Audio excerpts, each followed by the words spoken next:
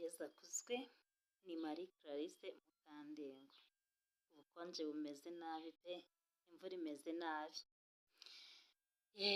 Muri aka kanya dukomeje bwa burwayi bwacu bw'igicuri cyangwa se indwara y'igicuri. Aka kanya tugiye kurebera hamwe ibibazo byugarije umurwayi w'igicuri ndetse n'ubufasha buhabwa umurwayi w'igicuri. Kristo Yezu akuzwe. Ibibazo byugarije umurwayi w'igicuri. Umuntu ufite uburwayi w'igicuri agira ibibazo byihariye mu mibereho ye. Ikibazo cya mbere, ikibazo cy'uburwayi bwacyo kigaragazwa no gufatwa kugenda kugaruka. Buri munsi ukabona umurwayi arikubita hasi cyangwa se yagize kirize. Icya kabiri ni ikibazo giterwa n'imyitwarire idakwiye y'abo babana cyangwa se abamwegereye mu gihe agaragaje ibimenyetso byo gufatwa bishingiye ahanini ku kutamenya, kuba atamenye yuko agiye gufatwa, noneho uwo bari kumwe ntabe yabimenye uko afatwa. Urugero, kumva ko umurwayi agusuriye yakwanduza n'ibindi. Muvandimwe, umurwayi w'igicuri rwose kugusurira ntabwo byakwanduza igicuri. Ikibazo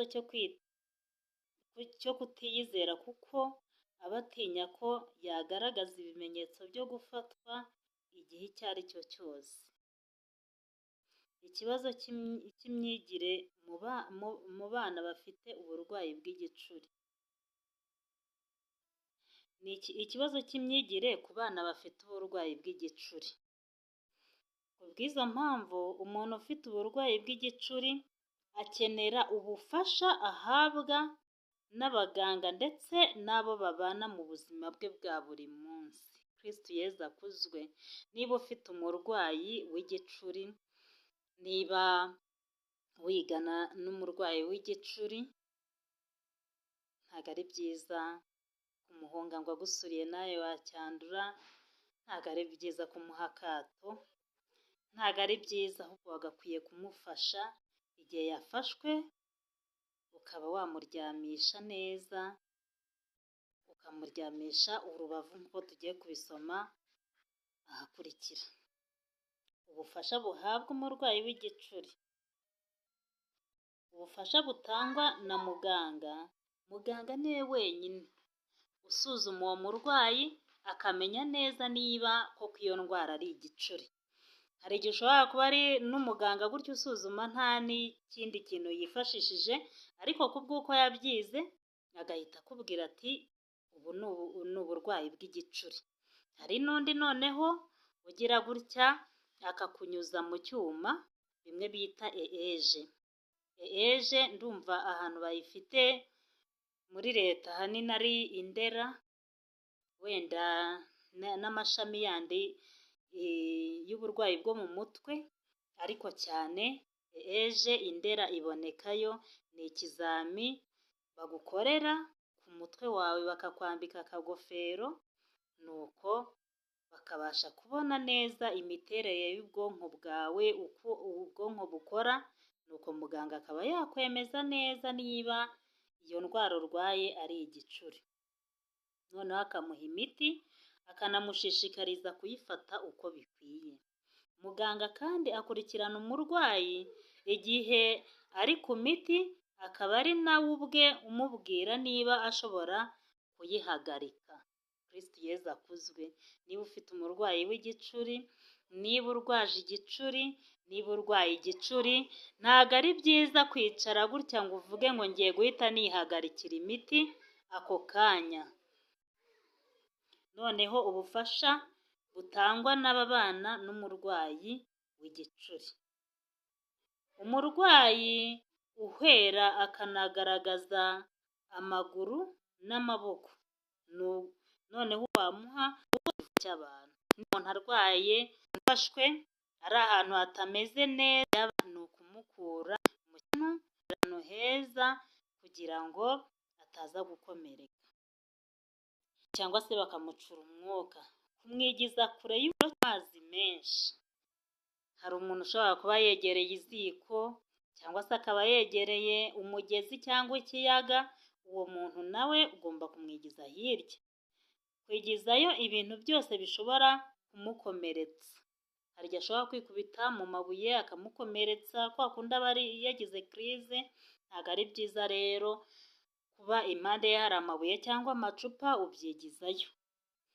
Noneho kumuryamisha ku rubavu ku buryo amacandwe n'ibindi byose bisohoka, bishobora kumubuza guhumeka bisohoka. Ni ukuvuga ngo uyu murwayi w'igicuri uramufata ukamuryamisha ku rubavu, noneho bya bindi byose biri mu kanwa nk'amacandwe n'ibindi byose bavuga ngo ni urufuzi bigasohoka. Icyo gihe ntabwo yabura n'umwuka, biba ari byiza. Kumushyigikiza umusego woroshye munsi y'umutwe. Koroshya imyenda ihambiriye umurwayi. Gufungura ibipesu, kumukuramo karuvati, gufungura umukandara n'ibindi, cyangwa kumufungura n'imashini n'ibindi byose ubona byatuma agira ikindi kibazo. Kugumana n'umurwayi kugeza agaruye ubwenge. Uko umurwayi wafashwe n'igicuri agomba kuryamishwa. Noneho reka abe ariho tugera. Ni igihe umurwayi azanzamutse akomeza kuryamisha urubavu kugira ngo amacandwe asohoke neza mu kanwa. Mu gihe agaruye ubwenge ni ngombwa kumusobanurira uko byamugendekeye, noneho ukamuhumuriza. Kristo Yezu akuzwe. Iyo gufatwa birangiye, ni byiza kureka umurwayi akaruhuka bihagije. Mu gihe umurwayi agaragaje ibindi bimenyetso bitari ukugagara, imyitwarire y'abo bari kumwe ni imwe nk'imaze kuvugwa haruguru. Icyitonderwa: igihe umurwayi yafashwe bikanga guhagarara cyangwa bikagaruka byikurikiranije, ni ngombwa kwihutana umurwayi kwa muganga, kabone n'iyo yaba ari ku miti.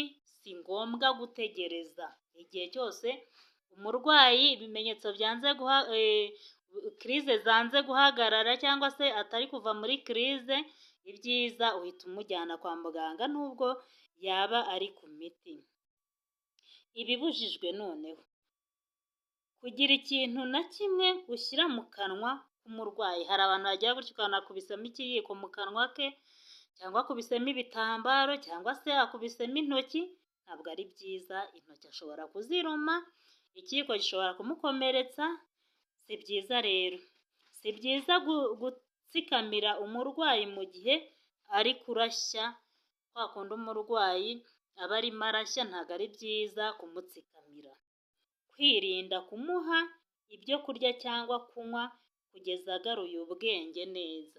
Icyo gihe iyo ari muri kirize wirinda kubimuha, kuko bishobora kuyobya cyangwa se bikayoba bikajya mu mwanya w'ubuhumekero cyangwa se bikajya. Ntabwo ari byiza rero, tubyirinde, nibyo byiza. Kristo Yezu akuzwe. Abizi neza ko mw'iyi nzira harimo amahwa y'inzitane, ariko jyewe nzemera ntambuke nyanyuremo. Ngaya amarembo arakinguye, mwese nimuze mwinjire mu muryango mushya w'abana b'Imana. Ni mu rukundo rwa Yezu. Dusabirane.